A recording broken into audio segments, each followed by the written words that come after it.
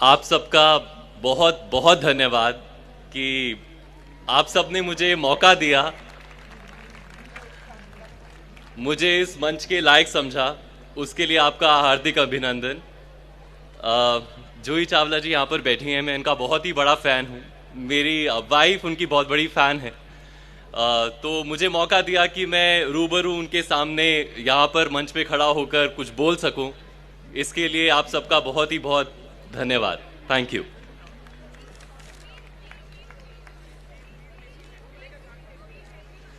जी हाँ, मुझे महाभारत में कृष्ण का किरदार निभाने का अवसर प्राप्त हुआ। ऐसा अवसर जिसने मेरी जीवन शैली ही नहीं बल्कि मेरे दृष्टिकोण को भी काफी हद तक बदल के रख दिया। आपसे सारी बातें विस्तार में तो नहीं कह पाऊंगा क्योंकि उसमें काफी समय निकल जाएगा, लेकिन कुछ ऐसी बातें हैं जो मैं आप सबसे शेयर अवश्य करना चाहूंगा। पहले तो यहाँ पर खड़े होकर मुझे ऐसा लग रहा है जैसे मैं अपनी स्कूल की असेंबली में खड़े होकर कुछ बोला करता था। सुबह जो असेंबली होती है तो एक दोहा था जो हमेशा असेंबली के दौरान गाया जाता था। वो कुछ ऐसा था कि स्वयं विधाता हो हे मानव, अंतर में विश्वास जगाओ, चलो ना मिटते पथ चिन्हों पर, अपने रास्ते आप बनाओ, अपनी आत्म ज्योति से पुलकित अपने सूर स्वयं बन जाओ। जी हाँ, ये एक ऐसा दोहा है जो मुझे खाली प्रिय ही नहीं है बल्कि मेरी लाइफ से बहुत जुड़ा हुआ भी है। इसमें एक लाइन है कि अपने सूर स्वयं बन जाओ। इसका अर्थ ये मत निकालिएगा कि आप स्वयं अपने भगवान बन जाओ, क्योंकि जहां पर ऐसा होता है वहां पर ईगो या अहम आ जाता है, और जहां पर ईगो या अहम होता है वहां पर ईश्वर नहीं होता।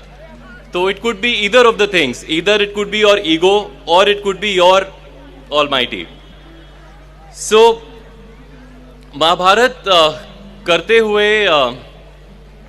एक पर्टिकुलर क्वेश्चन मेरे दिमाग में कई बार आता था कि आप मंदिर में चले जाइए या भगवान की कोई मूर्ति देख लीजिए, पेंटिंग देख लीजिए, कैलेंडर देख लीजिए, हर जगह आपको कृष्ण भगवान स्माइल करते हुए दिखाई अवश्य देते हैं कि उनके मुंह पर वो मंद मंद मुस्कान जरूर होती ही होती है।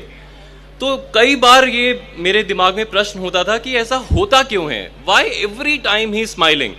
आई asked many people around me. मैंने अपने डायरेक्टर से भी पूछा, क्रिएटिव डायरेक्टर से भी पूछा, सबके अपने अपने ओपिनियंस थे।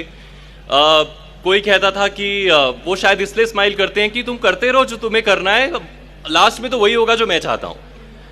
तो ऐसे भी कुछ जवाब मिलते थे। लेकिन एक बार सीन करते हुए मुझे अपने आप ये सहसा कुछ ऐसा अनुभव हुआ कि शायद वो हमें टीचिंग देते हैं कि लाइफ में कैसी ही सिचुएशन क्यों ना हो, कोई भी किसी भी तरह की कोई प्रॉब्लम क्यों ना हो, उसे आप स्माइल करके पार कर सकते हैं। So this is what I understood while playing Krishna's character.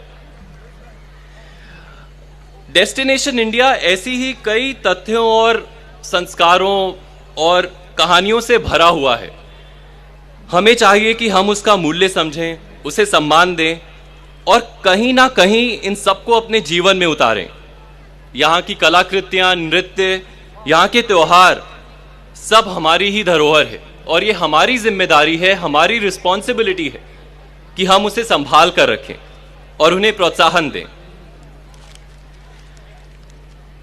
आप सबने इतनी उत्सुकता और शांति से मेरे थॉट्स को सुना, उसके लिए आप सबका बहुत बहुत धन्यवाद। नया साल आरंभ हुआ है, आप सबको नए साल की हार्दिक शुभकामनाएं।